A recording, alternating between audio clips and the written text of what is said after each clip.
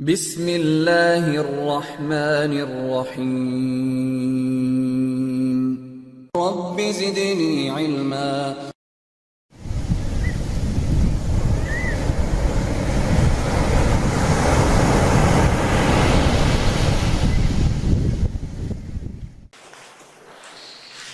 شروع کریں؟ باتیں ہو چکی ہیں، صرف اس کو اکٹھا یہاں میں نے کر دیا ہے تاکہ تھوڑا اچھے سے ذہن نشین کر لیں۔ بات صرف یہاں مدلس کی تھی، لیکن لگے ہاتھوں کئی چیزیں اس میں آ گئیں۔ تو مدلس میں صرف اتنی سی بات ہے کہ مدلس اس شخص سے روایت کر رہا ہے جس سے اس کی ملاقات ہے، جس سے ملاقات نہیں ہے اس سے اس کی روایت نہیں ہے۔ جس شخص سے اس کی ملاقات ہو گئی ہے اس سے وہ روایت کر رہا ہے۔ مدلس کی تعریف میں اور مرسل خفی کی تعریف میں یہ فرق ہے۔ جس شخص سے ملاقات ہے مدلس اس سے روایت کر رہا ہے، اور جس سے نہیں ملاقات ہے مرسل خفی کی اس میں روایت ہے، یعنی زمانہ صرف پایا ہے پر ملاقات نہیں ہے، تو یہ مرسل خفی ہو جائے گا۔ اور یہاں ہے مدلس کے اندر کہ ملاقات ہے پر سنا نہیں ہے، اور یہاں ہے کہ زمانہ ایک ہی دور میں دونوں ہے لیکن ان کی ملاقات ہی نہیں ہوئی ہے۔ وہ انڈیا میں ہے یا سعودیہ میں ہے؟ ہاں، لقیہ او لقیہ، آگے ہے، آگے تھوڑا سا ابھی اس کی بھی وضاحت ہوگی۔ یا ملاقات ہے لیکن سما نہیں ہے، تو یہ بھی مرسل خفی میں جائے گا۔ مرسل خفی جیسے ویس کرنے اسی مثال ہے، ہاں ویس کرنے کی مثال ہے۔ ہاں، کس سے وہ روایت کرتے ہیں؟ مطلب ایگزام ویس کرنے کی، اللہ کے رسول سے ملاقات نہیں۔ ہاں، وہ مطلق جتنے بھی تابعین ہیں اگر نبی کریم صلی اللہ علیہ وسلم سے روایت کرتے ہیں تو ان کی روایت کو کیا کہیں گے؟ ہاں، مرسل کہیں گے۔ جتنے بھی تابعین ہیں وہ نبی کریم صلی اللہ علیہ وسلم سے اگر روایت کرتے ہیں تو ان کی روایت کو مرسل کہتے ہیں۔ حسن بصری رحمہ اللہ کے اوپر آتا ہے کہ وہ کانا رسل، پھر روایت قبول کی جاتی ہے، مطلب تھوڑا وزن کچھ۔ حسن بصری کے اوپر آتا ہے کہ کانا رسل، جی، تو ان کی روایت قبول بھی کی جاتی ہے؟ نہیں ہے، ضعیف۔ قبول کی جائے گی اگر یہ ہو، اور بعض حالات میں یہ ہو تو قبول کی جائے گی۔ مطلقاً اگر کوئی مرسل روایت ہے تو پھر اس کی روایت نہیں قبول کی جائے گی۔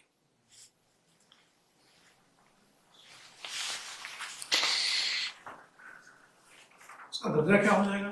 ہاں، مطابق پائی جائے یا شاید پائی جائے تو درجہ کیا ہو جائے گا؟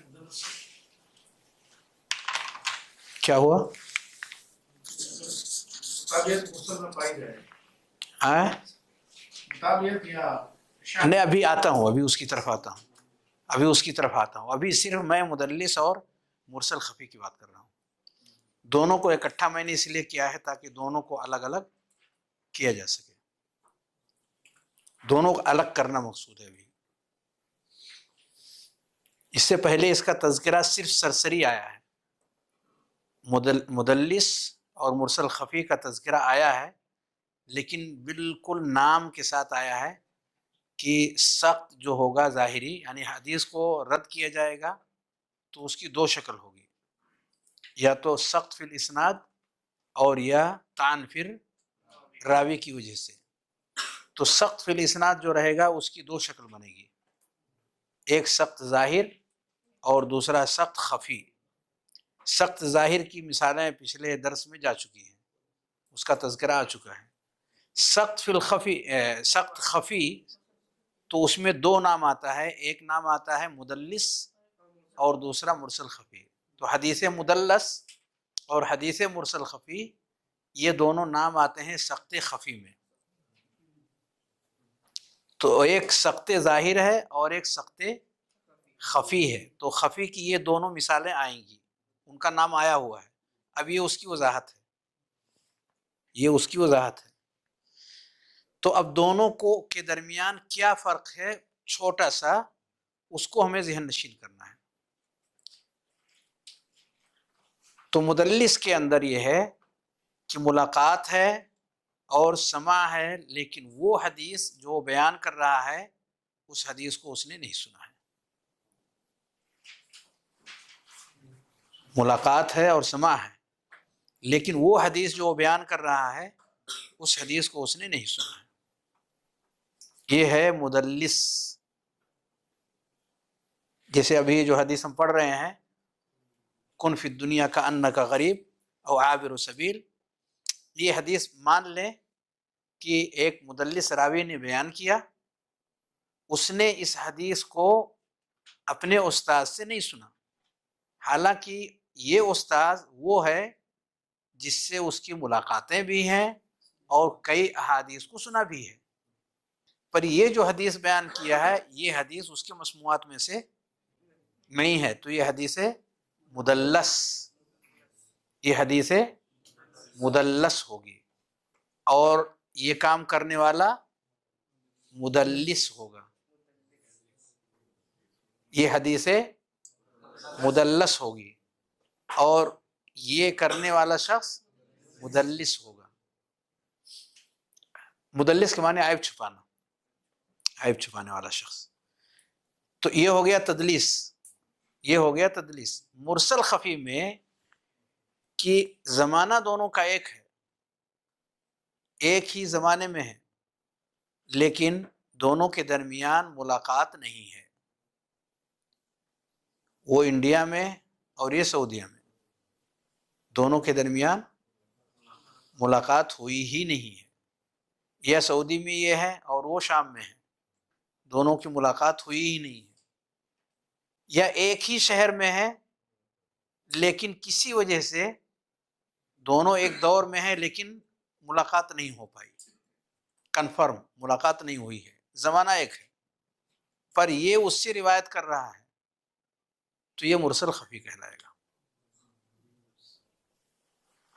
جس سے ملاقات نہ ہو۔ یا اگر ملاقات ہو گئی ہے، جیسے ہماری آپ کی ملاقات ہو گئی لیکن کچھ بھی نہیں سنا، مدلس میں تھا، سنا ہے پر وہ حدیث نہیں سنا۔ مرسل خفی کے اندر کہ اس نے سنا ہی نہیں ہے، ملاقات تو ہو گئی ہے لیکن ملاقات کے بعد سماع کی نوبت نہیں آئی۔ آئے حج کیے مکہ مدینہ میں، کئی مشائخ سے السلام علیکم وعلیکم السلام، امام حرم، اچھا امام حرم السلام علیکم وعلیکم السلام، بس اتنے حد تک، اور اس کے علاوہ کوئی اور چیز ان سے سننے کا معاملہ نہیں پیش آیا۔ ملاقات ہو گئی لیکن نہ کوئی درس ہوا، نہ کوئی پروگرام ہوا، نہ اکیلے میں بیٹھک ہوئی، پھر واپس وہ چلے گئے۔ تو اس کو کیا بولیں گے؟ مرسل خفی۔ ملاقات ہوئی پر سماع ثابت نہیں ہے، سنا ہی نہیں۔ تو یہ دو شکل مرسل خفی کی بنتی ہے کہ زمانہ ایک ہے پر دونوں میں ملاقات کی شکل بن نہیں پائی، یا ملاقات ہو گئی ہے پر سننے کی نوبت نہیں آئی، تو یہ ہو جائے گا مرسل خفی۔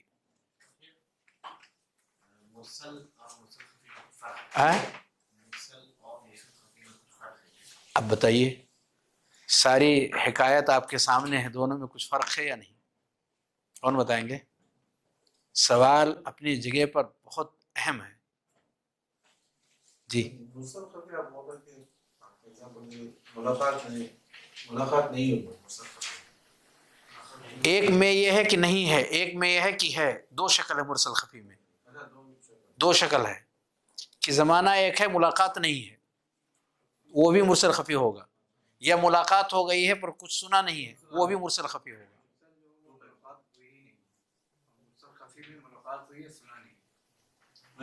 ایسا نہیں کہا میں نے، یہ دونوں مرسل خفی ہے، یہ دونوں مرسل خفی ہے، لیکن شیخ نے ابھی یہ پوچھا کہ اب اس کو ہٹا دیتا ہوں، ابھی پھر واپس آئیں گے۔ شیخ کہہ رہے ہیں کہ مرسل اور مرسل خفی میں فرق کیا ہے؟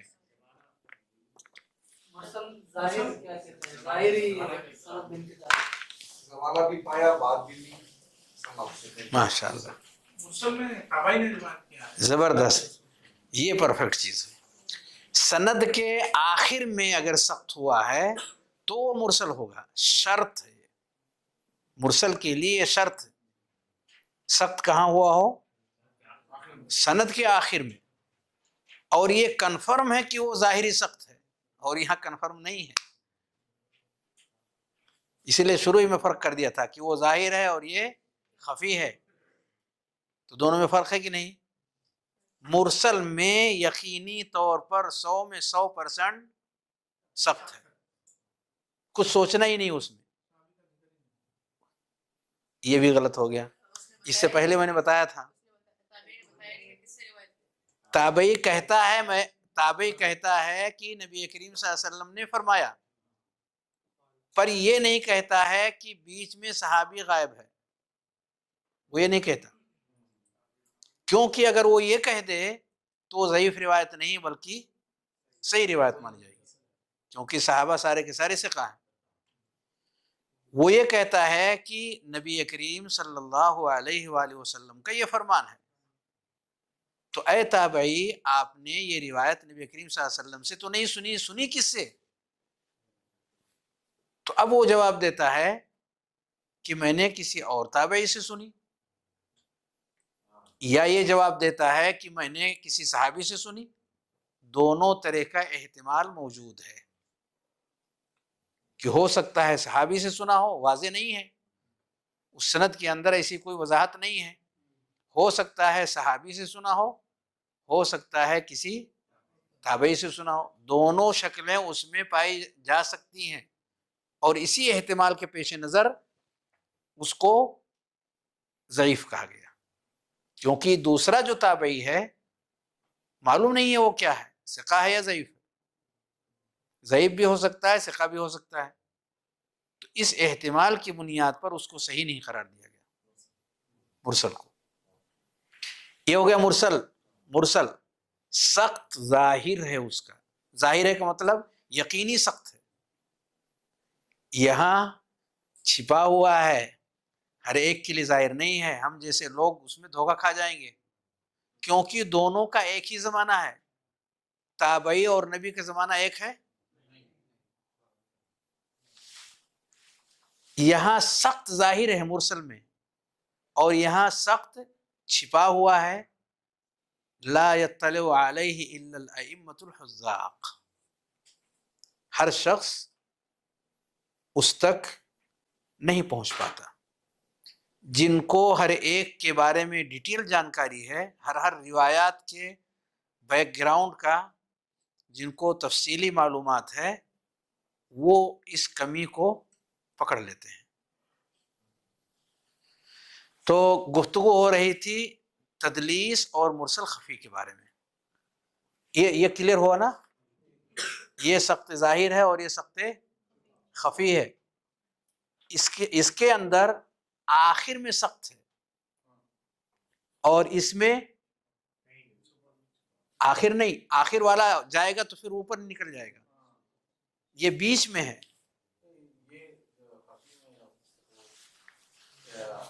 صحابہ کا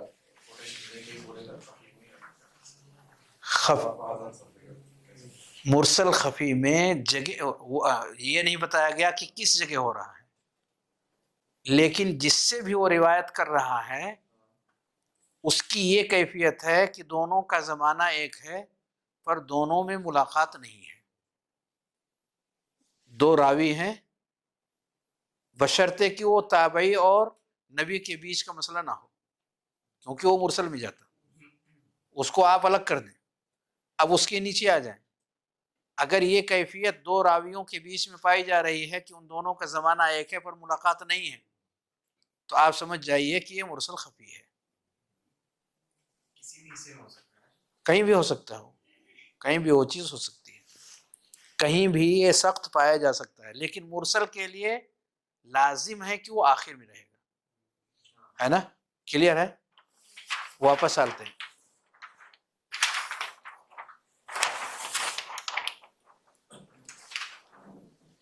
ان دونوں کو کلیئر کرنا تھا کہ یہ دونوں ملتے جلتے ہیں. تو کیا فرق ہے دونوں کے اندر؟ مدلس کے اندر نہیں مدلس مختصر میں لیں. مدلس کے اندر جو حدیث بیان کر رہا ہے وہ حدیث نہیں سنا ہے.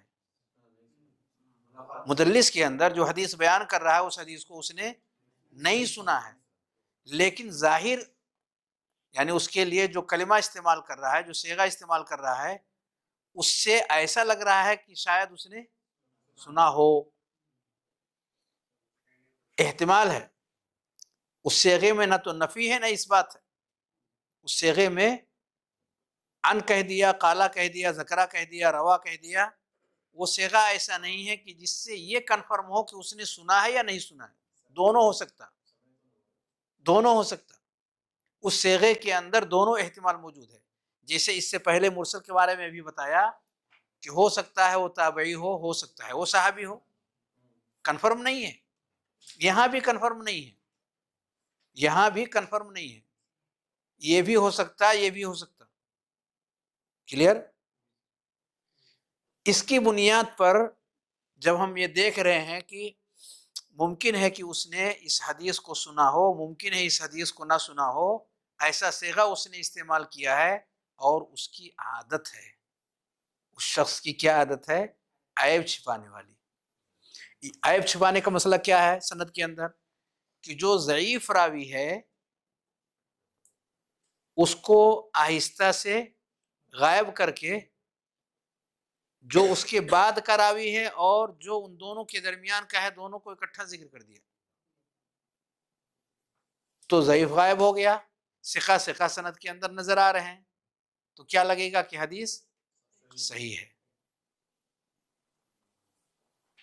پر دونوں کے بیچ میں ایسا صیغہ نہیں لایا کہ جس سے یہ سمجھ میں آئے کہ دونوں نے ایک دوسرے سے سنا ہے. اب اسی حدیث کو لے لیں، یہ صحیح بخاری کی ہے، یہ اس میں نہیں فٹ ہوگی، لیکن سند ایک سامنے جیسے ہے ہمارے کہ اعمش کیا ہے؟ مدلس ہیں.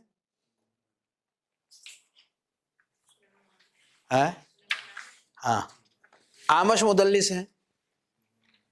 اب انہوں نے اس حدیث کو اشعث بن سوار سے سنا ہے. سلیمان الاعمش نے اس کو ہٹا ہی دیتا، پھر واپس لے آئیں گے.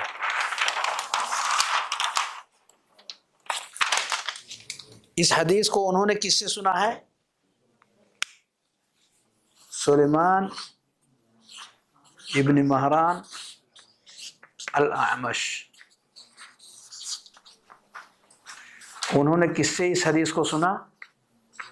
اشعث بن سوار.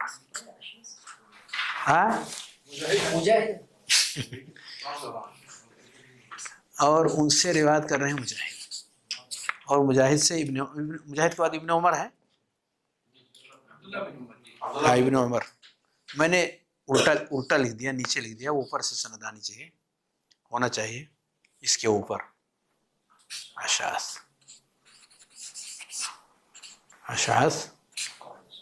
مجاہد ابن عمر.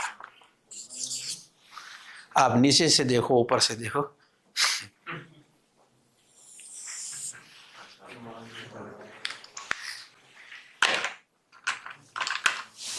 اب یہ ہے مدلس. انہوں نے مثال کے طور پر ان سے تعبیر کیا. یہاں حدثنی ہے لیکن ان سے تعبیر کر رہے ہیں. فرض کرتے ہیں کہ ان سے تعبیر کر رہے ہیں کہ اعمش کہہ رہے ہیں عن مجاہد عن ابن عمر. یہ حضرت غائب ہو گئے، غائب ہو گئے. یہ ضعیف راوی ہے. یہ کیا ہے؟ یہ ضعیف راوی. ان کو سائڈ سے ہٹا دیا. تو جو ان کو آپ نے ہٹا دیا تو اب یہ آ گئے مجاہد اور پھر ابن عمر، وہی عبداللہ ابن عمر. اب اعمش عن مجاہد، اعمش عن مجاہد. اب یہ تو کنفرم نہیں ہے نا کہ مجاہد سے انہوں نے سنا کہ نہیں سنا، عن ہے، ہو سکتا ہے سنا ہو سکتا ہے نہیں۔ کہاں تھے آپ صحیح بخاری کی روایت پیش کر رہے ہیں۔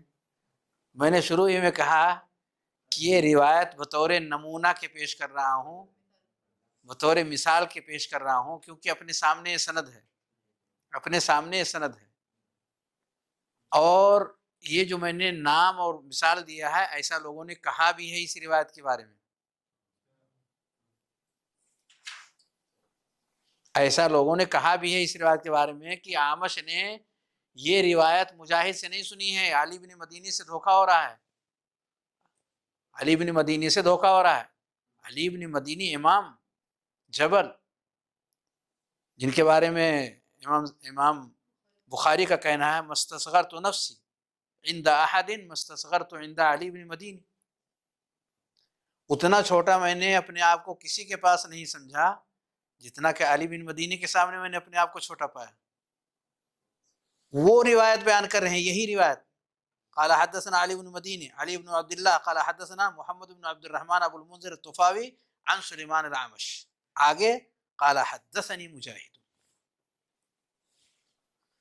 تو بعض لوگوں کا کہنا یہ ہے یہ روایت ہے اشعث کے راستے سے، لیکن اعمش کے دوسرے جو شاگرد ہیں انہوں نے یہ روایت کیا ہے، اعمش کے دوسرے شاگرد، یہاں جو شاگرد ہیں اعمش کے وہ کون ہیں؟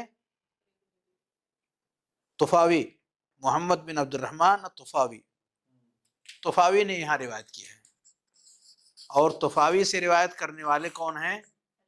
علی بن مدینی، علی بن عبداللہ المدینی۔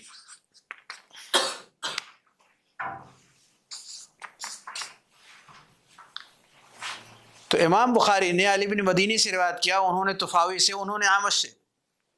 لوگوں کا کہنا یہ ہے، بعض لوگوں کا، کہ اعمش نے یہ روایت اشعث سے روایت کیا ہے، انہوں نے مجاہد سے، انہوں نے ابن عمر سے، اور یہ جو علی بن مدینی نے حدثنی کہہ کر کے روایت کیا، ان کے بجائے حدثنی جو کہا ہے، ان سے غلطی ہو گئی ہے، قبول نہیں کیا جائے گا علی بن مدینی سے۔ قاعدہ یہ ہے، ایسا لوگ بولتے ہیں کیونکہ اعمش کے اوپر یہ مدار اسناد ہے، تو ان کے اوپر اختلاف ہے، تو نیچے سے غلطی ہو رہی ہے، تو ایسا لوگوں نے کہا، پر یہ بات صحیح نہیں ہے۔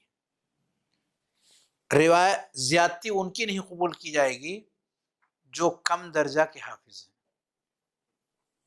نارمل قسم کے ثقہ ہیں، نارمل قسم کے، لیکن جو مبرز فی الاتقان والضبط، جو پڑھے ہوئے ہیں حفظ و ضبط کے اندر، ان کی طرف سے اگر کوئی زیادتی آتی ہے تو قبول کر لیا جائے گا۔ تو اضافہ یہ کون کر رہے ہیں؟ علی بن مدینی حدثنی کا اضافہ کر رہے ہیں، اور بیچ سے ان حضرت کو غائب کر رہے ہیں۔ تو خیر یہ تو ہم لوگ اصل اس پہ چلے آئے۔ مثال میں دے رہا تھا کہ مدلس کرتا کیا ہے، مدلس ضعیف راوی کو ہٹا کے جو اس کے اوپر کے راوی ہیں ان سے روایت کو بیان کرتا ہے، ایسے صیغے کے ساتھ کہ جس کے اندر ہاں بھی ہو نہ بھی ہو، کنفرم نہ رہے کہ سنا ہے یا نہیں سنا ہے، سمیت و حدثنی نہ کہے، عن قالا ذکرہ، اس طرح کے الفاظ استعمال کرے، تو پھر وہ روایت مدلس ہوگی، وہ روایت مدلس ہوگی، قبول نہیں کی جائے گی جب تک کہ یہ صراحت نہ آ جائے، جیسے کہ پیچھے میں نے لکھا تھا حدثنی اور سمیتو، اور رب کریم کے فضل سے صحیح بخاری کی اس روایت میں حدثنی موجود ہے۔ تو اس مثال میں شیخ مدلس کون ہے؟ یہ ہے، یہ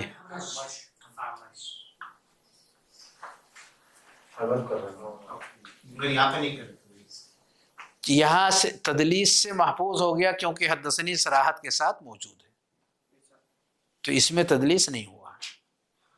تو مدلس کی وہ روایتیں قابل قبول ہیں وہ روایتیں قبول کر لی جائیں گی جس میں صراحت ہو سننے کی، جس میں سننے کی صراحت ہو، وہ روایت آنکھ بند کر کے قبول کر لی جائے گی۔ کون سی دنیا کا نا غریب معاون سے یہ دوسرے طریقے سے بھی آئی دوسری طرف سے مطابقت نہیں ہے ابھی جو ہم لوگ پڑھ رہے ہیں اس کتاب کے اندر، دوسرے کتابوں میں وہ تفصیلی تخریج کے بعد ہی سامنے آئے گا۔ لیکن فی الحال مطابقت نہ بھی ہو تو اس کے جو روات ہیں وہ اعلیٰ درجے کے ثقہ ہیں، اکیلے ان کی طرف سے یہ زیادتی محدثین کے اصول کی روشنی میں وہ قابل قبول ہے، تو یہ سند قابل قبول ہے، صحیح ہے، اصولوں کی روشنی میں اس میں ذرہ برابر کہیں کوئی لچک نہیں ہے، صحیح اصولوں پر یہ روایت اتر رہی ہے۔ تو مدلس کی روایت ضعیف روایت ہوتی ہے، مدلس کی روایت ضعیف روایت رہتی ہے، دو شکلوں میں اس کی روایت قبول ہوتی ہے، دو شکل میں، یہ پہلی شکل ہو گئی، یہ کہ صراحت ہو جائے سننے کی، مدلس یہ ہے، یہ کہہ رہے ہیں مجھ سے روایت کیا ہے مجاہد نے، مجھ سے بیان کیا ہے، صراحت کون کر رہا ہے؟ مدلس صراحت کر رہے ہیں کہ مجھ سے بیان کیا ہے مجاہد نے، یہ قابل قبول ہے کیونکہ وہ ثقہ راوی ہے، اور ثقہ راوی کی بات قبول کی جاتی ہے، ثقہ راوی کی بات قبول کی جاتی ہے، یعنی وہ جھوٹ نہیں بولتا، وہ سچ بولتا ہے، جھوٹ نہیں بولتا، تو اس کے سچ بولنے کا تقاضا یہ ہے کہ انہوں نے واقعی اس چیز کو سنا ہے، اور اگر ایسا ہو جائے کہ وہ کہیں مجھ سے بیان کیا یا میں نے سنا اور حقیقت میں انہوں نے نہ سنا ہو تو کذاب مانا جاتا ہے، وہ صادق نہیں مانا جاتا، پھر ایسے لوگوں کی روایتیں کبھی قابل قبول نہیں ہوں گی، سمجھ رہے ہیں نا؟ مدلس اور کذاب میں فرق سمجھ رہے ہیں کہ نہیں؟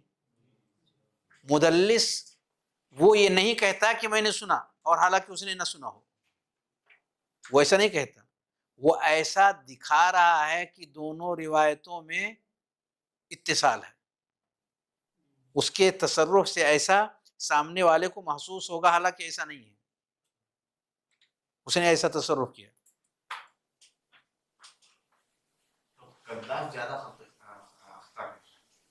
کذاب یعنی وہ سچ نہیں بولتا، جھوٹ بول دیتا ہے، امر واقعی کے خلاف بیان کر رہا ہے۔ مدلس سچا راوی ہے لیکن اس نے ایسا تصرف اختیار کیا ہے کہ اس تصرف کو جب تک ہم پرکھ نہیں لیں گے کہ بیچ میں کوئی ساقط ہوا ہے یا نہیں، جب تک اس کو کلیئر نہیں کر لیں گے اس وقت تک اس کی روایت کو آگے نہیں بڑھائیں گے۔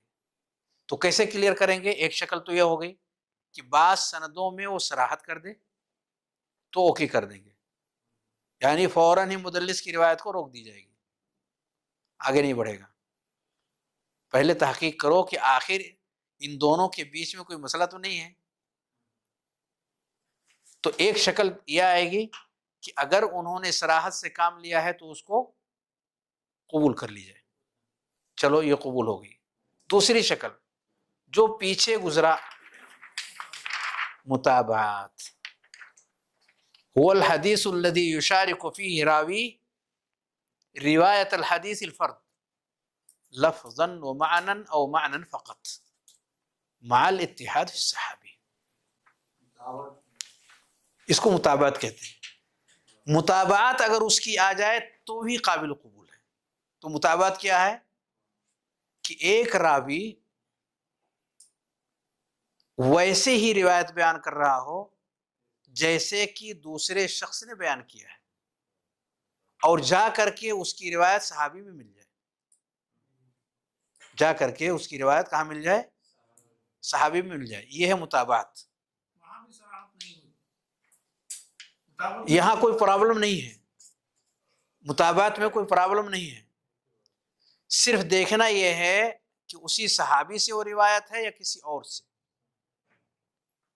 تو اس کی روایت اسی کی روایت کی جیسی ہے، ممکن ہے لفظ بھی ویسا ہو، معنی بھی ویسا ہو، اور ممکن ہے لفظ چینج ہو گیا ہو. آئیے ذرا اس کی مثال دیکھتے ہیں. حدیث نمبر 4. حدیث نمبر 4 پڑھیے خالد. 4 حدیث رقم 4. حدیث رقم 4 يلا. قال المصنف رحمه الله حدثنا عبد الله بن مسلمة حدثنا عبد العزيز. قال المصنف رحمه عبد العزيز بن أبي حازم حدثنا عبد الله بن مسلمة حدثنا عبد العزيز بن أبي حازم عن أبيه عن سهل قال سمعت النبي صلى الله عليه وسلم يقول موضع صوت في الجنة خير من الدنيا وما فيها ولغدوة في سبيل الله أو روحة خير من الدنيا وما فيها. ما شاء الله. دوسری سند پڑھیے.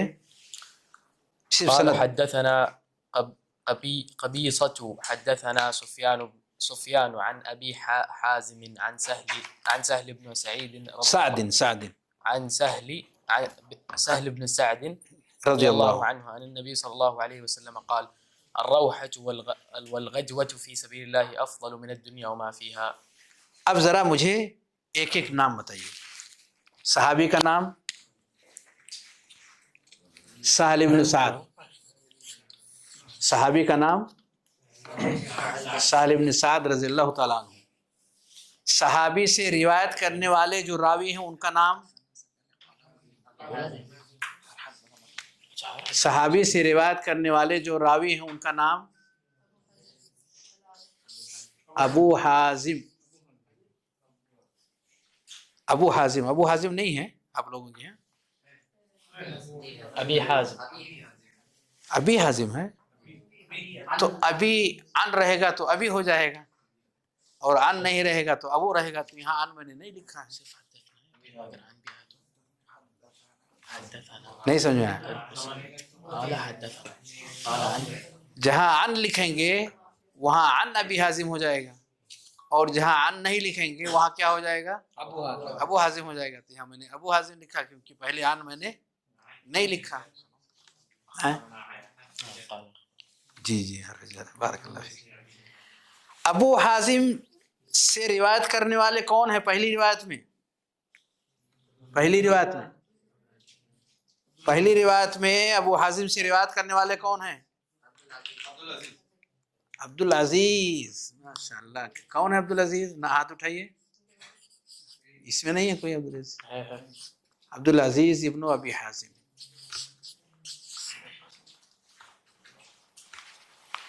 عبد العزیز سے روایت کرنے والے کون؟ عن أبي عبداللہ بن مسلمہ. احسن. حاضر دماغی کے ساتھ جواب دینا ہے. ان سے روایت کرنے والے کون؟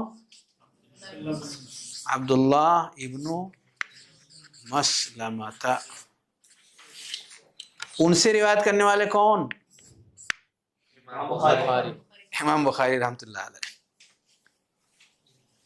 یہ پہلی سند ہو گئی. پہلی سند یہ ہو گئی. ٹھیک ہے. پہلی سند میں ابو حازم کے بجائے ابھی ہی لکھا ہوا ہے.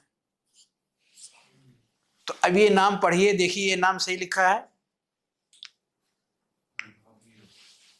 عبد العزیز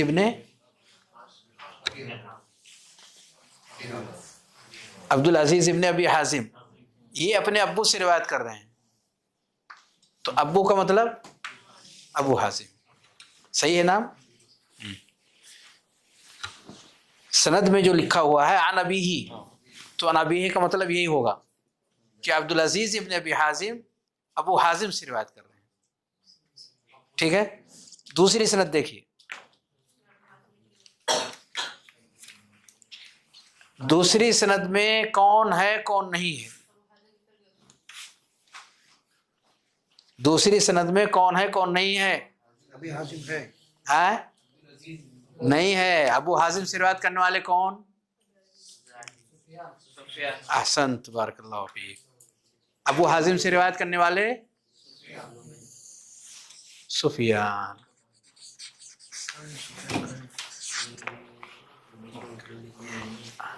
ابو حازم سے روایت کرنے والے گویا کہ عبد العزیز ابو حازم سے روایت کرتے ہیں، سفیان یہ بھی ابو حازم سے روایت کرتے ہیں، یہی نا؟ سفیان سے روایت کرنے والے کون؟ ہاں قبیصہ اور قبیصہ سے روایت کرنے والے کون؟ امام بخاری۔ ہاں قبیصہ سے روایت کرنے والے امام بخاری۔ تیسری سند پڑھیے، سہل سے روایت کرنے والے کون؟ اوپر سے دیکھیے تیسری سند میں ابی حازم، کتاب میں دیکھیے ابی حازم، سہل سے روایت کرنے والے ابو حازم برابر لکھا ہوا ہے۔ ابو حازم سے روایت کرنے والے کون؟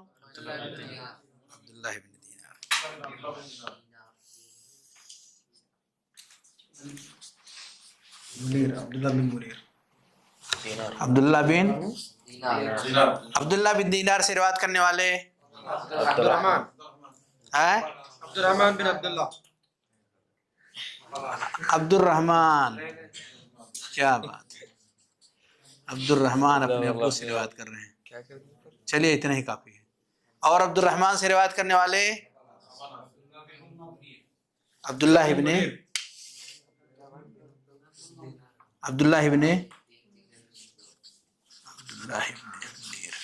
سمیر، اور عبداللہ ابن منیر سے روایت کرنے والے امام بخاری۔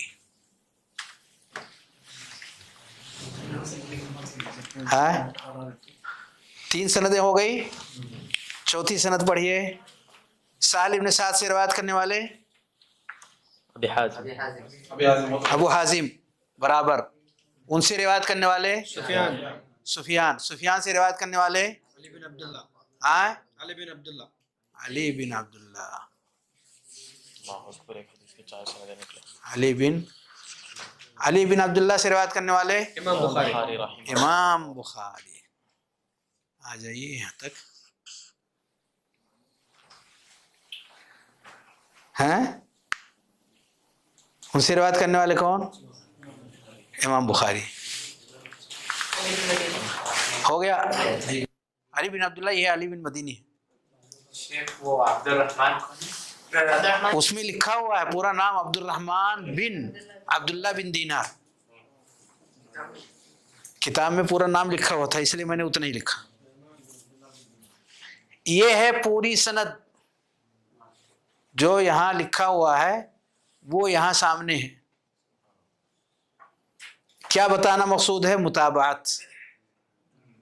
مطابعت کی تعریف پیچھے کیا گزری کہ ایک راوی دوسرے راوی کے ساتھ مل کر کے روایت کر رہا ہو، جیسے وہ روایت کر رہا ہے ایسے وہ بھی روایت کر رہا ہے، اور دونوں صحابی میں جا کر کے مل جا رہے ہیں۔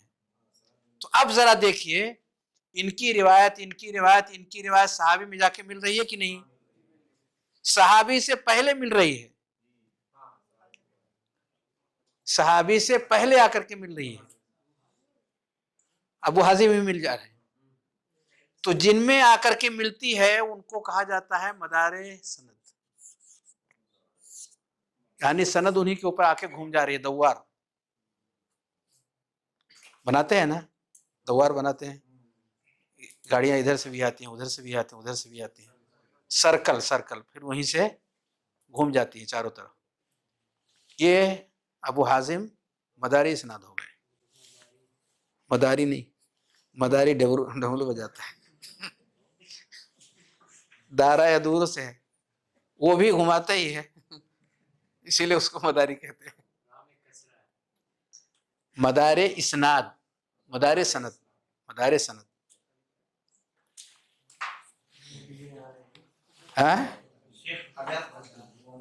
اب میں کیا بتانا چاہتا ہوں وہ ذرا سنیے، اس کو میں نے لکھا کیوں ہے؟